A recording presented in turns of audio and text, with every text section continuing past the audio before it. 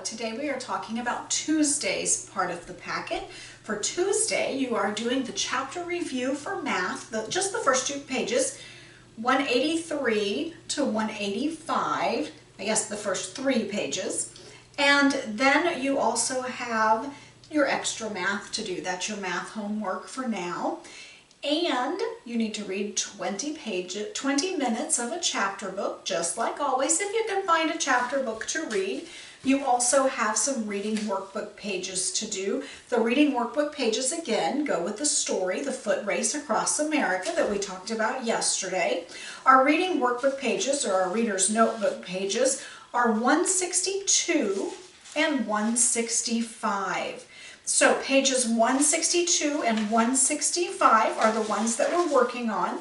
Page 165 is part of our grammar, and it's the abbreviations for the days and the months. This is a review. You've had this in earlier grades, so you need to be writing down the abbreviations for those things. Remember, those are proper nouns, so they will start with capital letters. The other page that we're going to do is page 162, and those are spelling words. Our spelling words this week are listed in several places in your reader's notebook, but page 162 has those. Now, I'm actually going to switch things up just a little bit for you today. I would like for you to do your spelling words in some form. You can use page 162 if you choose to do that. If you would like to do the the reader's notebook page, that's great, and I don't have a problem with that. If you would like to find something a little more interesting to do with your spelling, find a creative way to do your spelling. Send me a picture or send me an email and let me know what that was. You can do it with sidewalk chalk. You can use shaving cream. You can get a tray of salt, fill it with salt, and then use that, write in cursive in the tray, shake it up a little bit to erase, and then you can start all over again. There are lots and lots of ways that you can do this. Make sure you check with mom and dad before you decide what you want to do. But you can either do page 162, or you can find a creative way to practice your spelling and then just send that to me and let me know what you decided to do. I'm anxious to see if you found some interesting ways to do that. You also have the Producers and Consumers book. Today we're talking about pages 4 and 5. So again, you can open that up and go over it with me right now, or just listen to me go over it and then you can do it on your own later. Today it's talking about starting a business. Now, I'm not reading the whole thing. I read most of it. Some of it I paraphrase. So it talks about, though, at the top, knowing someone who owns a business, like a restaurant or a store. A business offers services or provides goods or products. People who start their own businesses are called entrepreneurs. That's a big word for us. Entrepreneurs have different reasons for starting businesses. Some may have a great new idea for a product or a service. Others may want to fill a need in their community. Most entrepreneurs believe they can make a profit. That means that they're going to make money that they will have left over after paying all of their costs. Before you can make a profit, though, you do have to spend some money to make your product or provide your service. And not all businesses are successful. Some come and go. Many have come and gone through the years.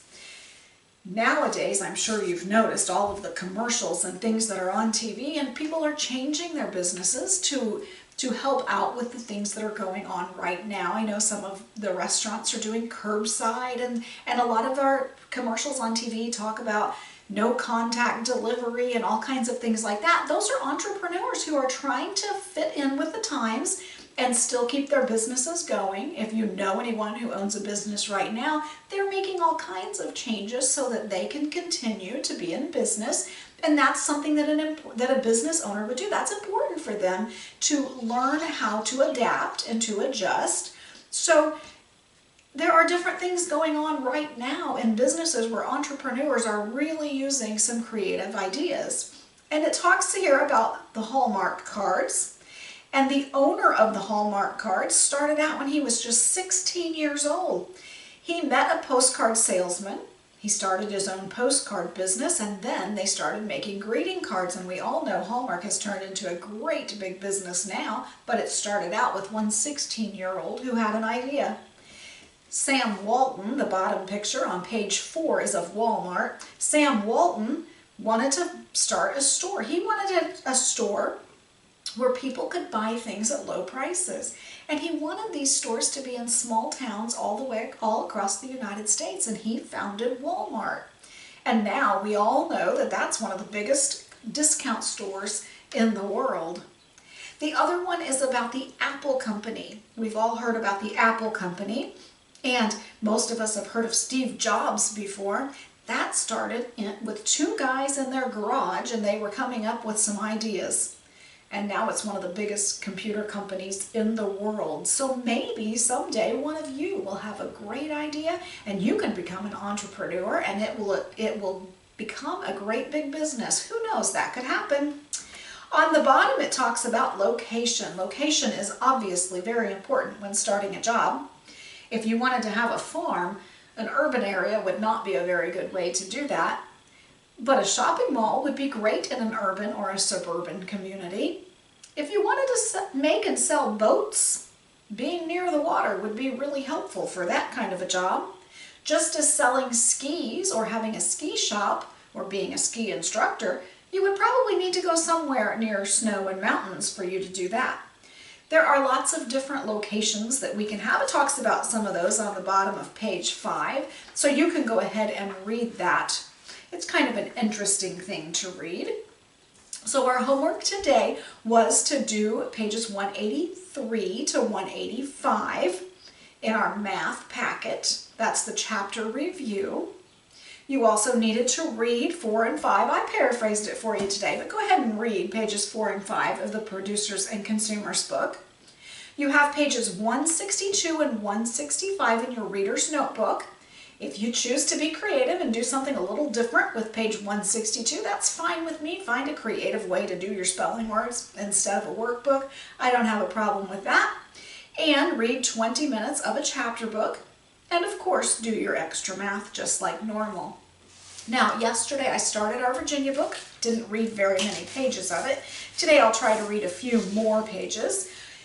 This is November 3rd, 1864. When Jed met us at the station, all three of us hugged him at the same time. I think that this is a page that we have already read, so sorry about that. Let's go ahead and skip to November 4th, 1864. Maybe I should use a bookmark next time.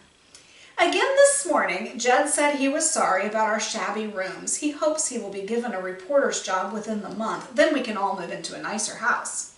Paul said he was not unhappy in the least, for he will get a job very soon. Paul wants to play his violin at one of Washington City's theaters. I told Jed and Paul that no matter what happens, I will not be disappointed. This is a great adventure, I told them. Jane Ellen put on her most cheerful face, too. Later, a cold rain falls outside. Jed has gone to the newspaper. Paul has set out to look for work. After they left, Jane Ellen and I stared out the parlor window without speaking. All we could see were shabby wooden buildings and a muddy street. We saw many Negro people walk by. They have come to Washington in search of freedom from slavery. Confederate deserters and bandaged Union soldiers also straggled by. They fought for different armies, but they all looked much the same. Sad and weary, both sides are desperate for the war's end. Jane Ellen finally broke our gloomy silence. She said that she and I should be very grateful, for we are luckier than most. Evening. I have just lit the gas lamps. Paul and Jed should be home soon. This afternoon, Jane Ellen helped me with geography and arithmetic. She will teach me until we can afford a real school. After our lessons, she and I scrubbed our small rooms. While we scrubbed, Jane Ellen became sick. I urged her to go back to bed. I must confess I worry a great deal about Jane Ellen. She says her daily sickness is a natural part of carrying a baby. I know that is true, but the fact is that my mother died when I was born, and that, I think, is why I worry so. November 5th, 1864. The presidential election is only 3 days away. Tonight, President Lincoln's supporters carried torches through the streets and cheered for him. The race between the president and General McClellan is heating up. McClellan wants peace with the South, even if it means that slavery will not end. President Lincoln wants to end slavery forever. November 6th, 1864. We went to a small church on P Street. Then we bought fresh bread at the bakery. Jane Ellen and I made a good dinner of bread, potatoes, and roasted chicken. All the gray afternoon, a fire blazed in the hearth. Paul played his violin. Jed read from The Death of King Arthur. We are in sore need of a new book. We have read this one so many times, but it was wonderful for all of us to be together. We need nothing more except our baby to be born healthy in the spring. Some of you are in sore need of some new books to read too, because libraries are closed and it's getting harder to find things to read. You do have that old reading book that I sent home with you on that last day of school. If you would like to take an AR test, most of those books are testable and you can read them. Some of you have been doing that. I know a couple of you have worked on a lot of those stories, and I appreciate that. You have that book with you. If you want to read those stories and test on those, that would be great. Some of you also have other books that your brothers and sisters have brought home if they go to Parkside. So you can read some of those books too and read them together, and maybe you can all test on them. That would be another way to get some points. Go ahead and keep up the good work. Thanks for everything you're doing. Keep turning in all of that stuff, and I will see you again tomorrow.